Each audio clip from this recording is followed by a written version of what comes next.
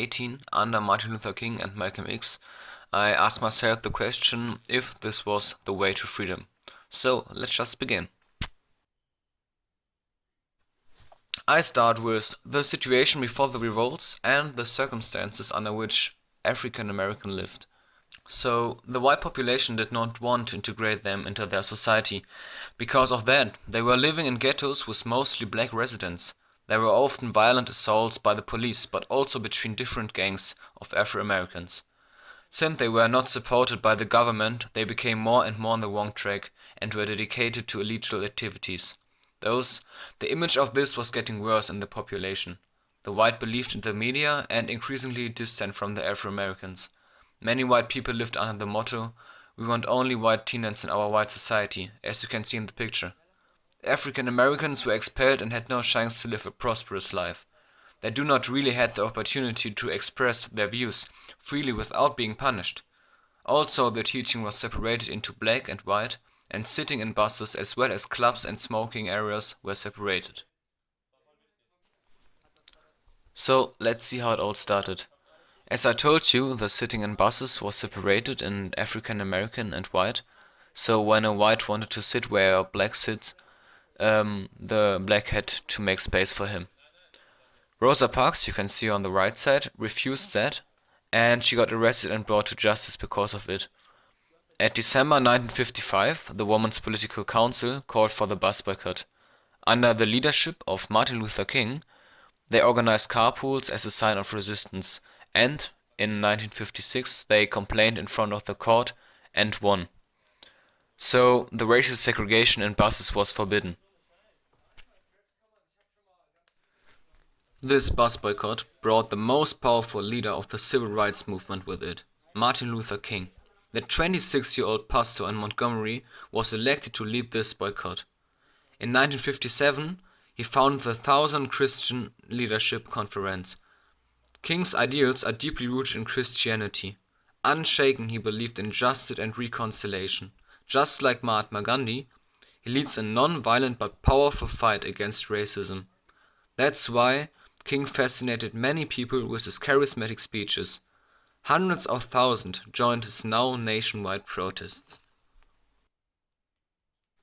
Martin Luther King's dream was the creation of a world in which the skin color of the people does not matter anymore. He led many protests, but non-violent protests, and hundreds of thousands joined him. White racists reacted with violence. Many African Americans died. Because of that, John F. Kennedy reacted. In June 1963, he declared a law to abolish national racial discrimination. Martin Luther King's dreams were almost reached. Let me present you Malcolm X, King's biggest detractor. He spoke for the black slums in North America. They already had the way from the cotton fields behind them, but there was still no segregation in the North, but a lack of educational opportunities, unemployment, housing shortages and poverty. One of his most famous quotes is, "If you're not ready to die for it, put the word freedom out of your vocabulary." For Malcolm X and the Nation of Islam, whose most popular representative he is certain. Whites are devils. To seek justice, black must lead their own struggle, by force if necessary. The aim is not integration, but the enforcement of an independent African society. In 1964, Malcolm X separates himself from the Nation of Islam, but he is well aware that he, as a specter of Americans, floats many into the arms of Martin Luther King. On February 21, 1965, Malcolm X was shot and murdered.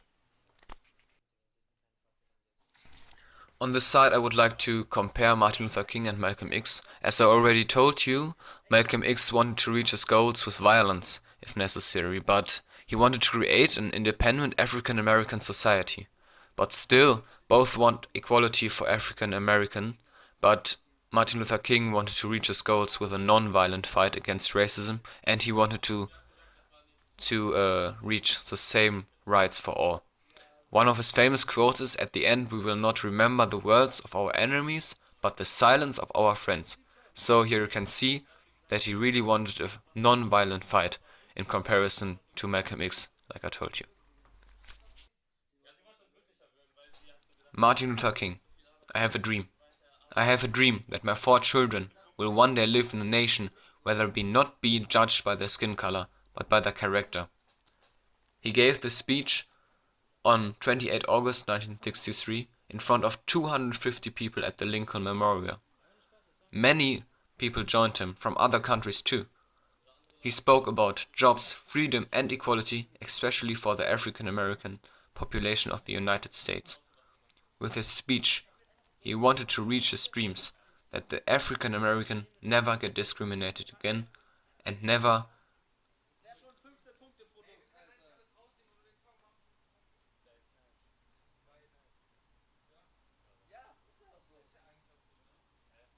had to suffer under violence again.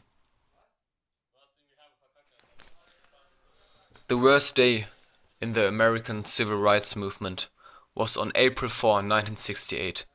On this day, Martin Luther King was shot and killed. He reached much, but his dreams are still not reality.